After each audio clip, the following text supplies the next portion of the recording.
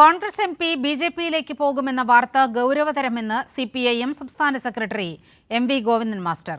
തൃശൂരിലെ കോൺഗ്രസ് തോൽവിയുടെ അന്വേഷണ റിപ്പോർട്ട് പുറത്തുവന്നാൽ കൂടുതൽ കോൺഗ്രസുകാർ ബിജെപിയിൽ പോവുമെന്നും ഗോവിന്ദൻ മാസ്റ്റർ പാലക്കാട് പറഞ്ഞു.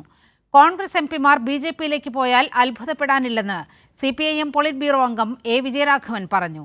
അതേസമയം ബിജെപിയിലേക്ക് ഈ സമയത്ത് ആരും പോകില്ലെന്നും മുൻപാണെങ്കിൽ വിശ്വസിക്കാമായിരുന്നുവെന്നും കെ. മുരളീധരനും പ്രതികരിച്ചു. വാർത്തകൾ മാധ്യമ സൃഷ്ടിയാണെന്നും എം ഹസൻ പ്രതികരിച്ചപ്പോൾ പ്രതിപക്ഷ നേതാവ് വി ഡി സതീശൻ പ്രതികരിക്കാൻ തയ്യാറായില്ല. കോൺഗ്രസ് എം പി ബിജെപിയിലേക്ക് പോകുമെന്ന വാർത്ത ഗൗരവതരമെന്ന് സിപിഐഎം സംസ്ഥാന സെക്രട്ടറി എം.വി. ഗോവിന്ദൻ മാസ്റ്റർ. തൃശൂരിലെ കോൺഗ്രസ് തോൽവിയുടെ അന്വേഷണ റിപ്പോർട്ട് പുറത്തുവന്നാൽ കൂടുതൽ കോൺഗ്രസുകാർ ബിജെപിയിൽ പോകുമെന്നും ഗോവിന്ദൻ മാസ്റ്റർ പാലക്കാട് പറഞ്ഞു. ഇപ്പോൾ ഏറ്റവും അവസാനത്തെ 18ാം ലോക്സഭാ തെരഞ്ഞെടുപ്പിലെ തൃശൂർ വിജയത്തിൻ്റെ പിന്നിൽ 86,000 വോട്ട് ബി ജെ പിക്ക് അനുകൂലമായിട്ട് കോൺഗ്രസിൻ്റേത് നൽകി. കോൺഗ്രസ് 3ാം സ്ഥാനത്തേക്ക് പോയി. അത് സംബന്ധിച്ച് അന്വേഷിക്കാൻ വേണ്ടി അവർ കമ്മീഷനെ നിശ്ചയിച്ചു. ഈ കാലം അത്രയും ആ റിപ്പോർട്ട് പുറത്തുവിട്ടിട്ടില്ല. ആ കമ്മീഷൻ റിപ്പോർട്ട് പുറത്തുവിട്ടാൽ ഒരു സംശയവും വേണ്ട, ഏമ കമ്മിറ്റി റിപ്പോർട്ട് പോലെ വളരെ ഗൗരവമുള്ള റിപ്പോർട്ടായിട്ട് ഇത് പുറത്തു വരാൻ പോവുകയാണ്. കോൺഗ്രസ് നേതാക്കളുടെ പോക്ക് യാദൃശ്ചികമല്ലെന്ന് പോളിറ്റ് ബ്യൂറോ അംഗം എം.എ. ബേബി പറഞ്ഞു. ഇത് സംബന്ധിച്ചുള്ള വിവരങ്ങൾ മുൻപേ പുറത്തു വന്നതാണ്. KPCC അധ്യക്ഷനടക്കം ഇത്തരത്തിലുള്ള നിലപാട് പരസ്യമാക്കിയതാണെന്നും എം.എ. ബേബി പറഞ്ഞു. ഇതൊരു പൊതുപ്രവണതയാണ്. ഇപ്പോഴത്തെ KPCC പ്രസിഡന്റ് ഒരു ഘട്ടത്തിൽ പരസ്യമായി മാധ്യമങ്ങളോട് പറഞ്ഞതാണ്.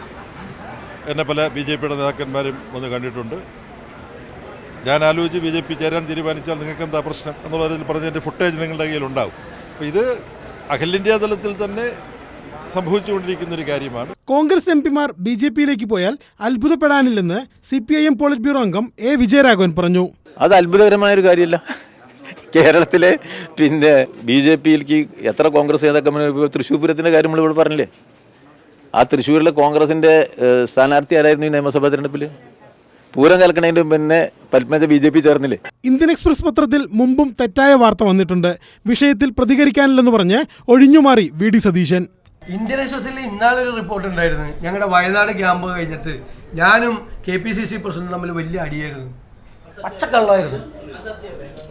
കേരളത്തിൽ നിന്നുള്ള ഒരു കോൺഗ്രസ് എംപിയും BJPയിലേക്ക് പോകില്ലെന്ന് UDF കൺവീനർ M ഹസൻ. ചർച്ച നടത്തിയ എംപിയുടെ പേര് മാധ്യമങ്ങൾ പറയുന്നില്ല.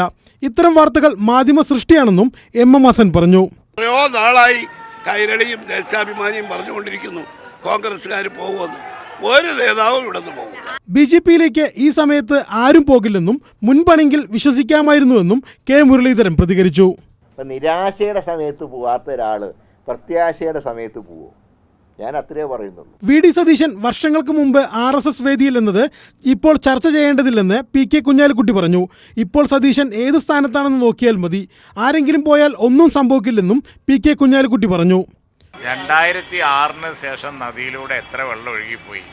വി ഡി സതീശൻ പിന്നെ എന്തെല്ലാം റോളിൽ വന്നു. ഇപ്പം ഇനി അത് നമ്മൾ ചർച്ച ചെയ്യേണ്ട കാര്യമില്ല. News desk Kairali news. കേരളത്തിൽ നിന്നുള്ള യുവ കോൺഗ്രസ് MLA ചാണ്ടി ഉമ്മൻ ഇനി മോദി സർക്കാരിന്റെ അഭിഭാഷകൻ. കേന്ദ്ര സർക്കാർ നിയോഗിച്ച അഭിഭാഷക പാനലിൽ ചാണ്ടി ഉമ്മൻ ഇടം നേടി. കേന്ദ്ര സർക്കാരിന്റെ കീഴിലുള്ള ദേശീയപാത അതോറിറ്റിയുടെ അഭിഭാഷകനായാണ് ചാണ്ടി ഉമ്മനെ നിയമിച്ചത്.